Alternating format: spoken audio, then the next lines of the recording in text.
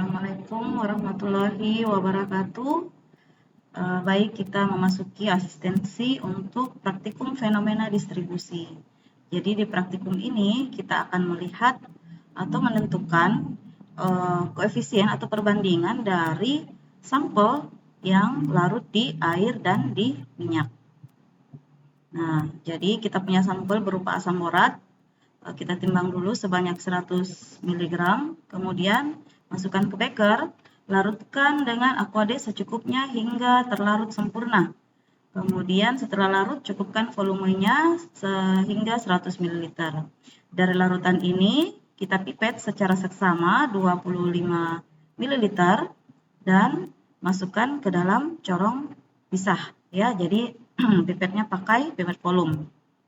Ke dalam corong pisah yang sama, kita tambahkan 25 ml secara seksama juga minyak kelapa. Jadi sudah ada dua cairan di situ yang terbentuk. Nah, dua cairan ini kemudian kita kocok di dalam corong pisah selama beberapa menit. Kemudian didiamkan selama 10 hingga 15 menit. Nah, setelah terpisah dua lapis lagi, maka kita tampung cairan yang berada di bagian bawah. Ya, nah jadi ini adalah cairan fase airnya. Ya, jadi kita ingin melihat berapa banyak yang sampel yang terlarut di dalam lapisan air. Nah, cairan ini harusnya ada 25 ml ya, kurang lebih. Nah, kita pipet dari cairan tersebut sebanyak 10 ml secara seksama. Jadi dilakukan 2 kali. Nah, masing-masing ditambahkan dengan indikator PP kurang lebih 3 tetes. Setelah itu, kita titrasi menggunakan larutan baku NaOH 0,1 N, larutan baku, hingga warnanya berubah menjadi pink muda atau merah muda. Ya. Nah,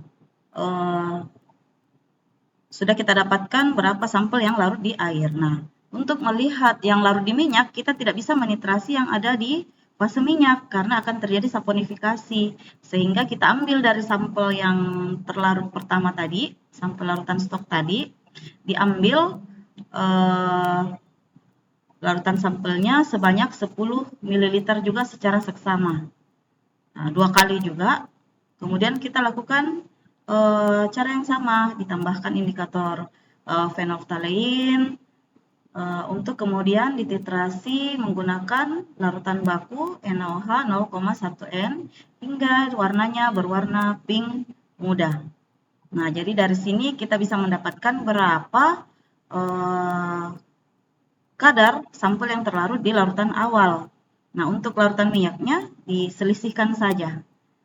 Ya, nah, cara mencari berapa sampel yang terlarut kita menggunakan rumus ini ya. Volume dikali normalitas dikali BE sampel. Oke.